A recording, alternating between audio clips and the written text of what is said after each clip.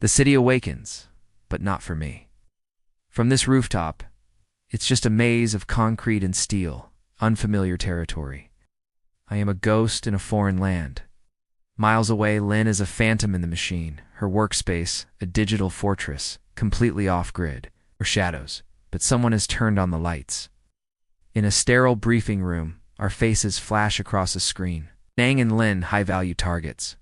An international task force wants us, and they're pulling out all the stops.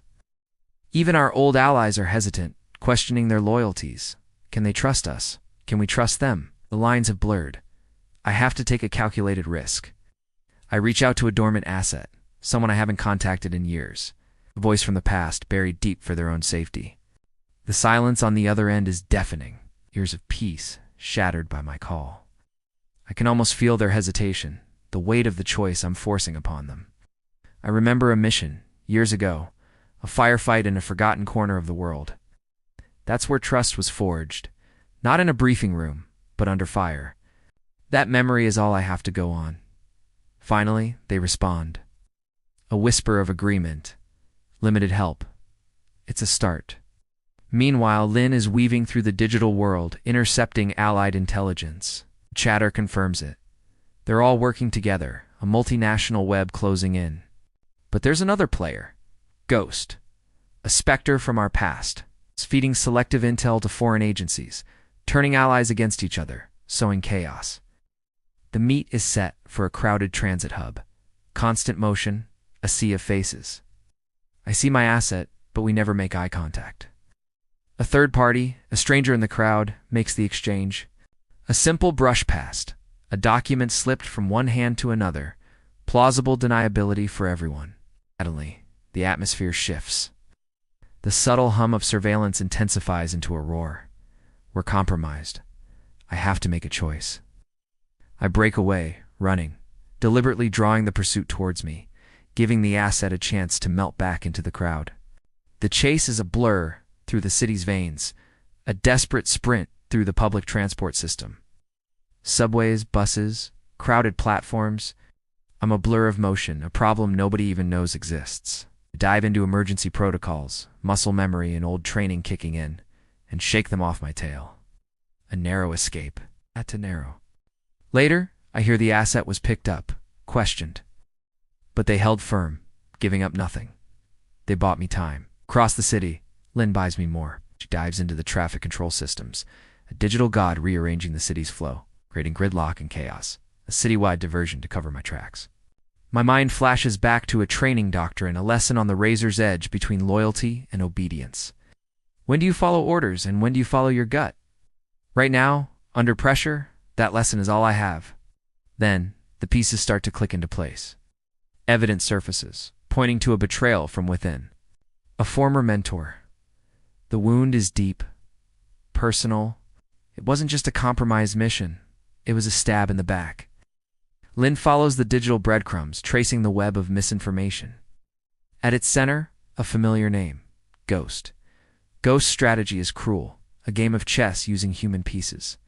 Some operatives are protected, others are sacrificed, all to serve a larger, unseen agenda. The political fallout is immediate. Alliances fray. Nations point fingers, accusing each other of treachery. The world Ghost wanted is taking shape. I'm forced to consider the unthinkable. Approaching an old enemy. In this new landscape of shifting loyalties, perhaps a common enemy makes for a temporary friend. Mutual interest in survival might be the only currency that matters. But how do you even make contact? Lynn warns me every channel is compromised. There are no safe lines. I have to go old school. Pre-digital tradecraft. Face-to-face couriers, dead drops, whispers in crowded places. It's slow, dangerous, but it's all we have. The pressure mounts. An international arrest warrant is issued. Our names aren't public, but we're officially on the run, hunted by the very institutions we once served. I watch the news on a public screen in a busy square, a fugitive hiding in plain sight. The world is choosing sides. Neutrality is no longer an option. We're in this, whether we like it or not. Lynn prepares a counter-move, selective data release, precisely targeted to shift the new alliances, to expose the lies, and force a realignment. But Ghost is always a step ahead. He releases his own counter-information, a wave of digital poison that destabilizes everything. The balance is shattered. I remember another lesson. Ghost himself, teaching a class on the art of manipulating alliances, of turning strength into weakness. I see his ideology, his philosophy, playing out on the world stage. He's not just a ghost, he's the puppet master. A small piece of good news filters through. The asset, the one who helped me, has been quietly released. A political compromise, a footnote in a much larger story. At least they're safe. Lynn and I finally reconnect. Not through a screen or a speaker, but through an analog dead drop. A note hidden in a library book. We agree on our next objective, our next target in this global war of shadows.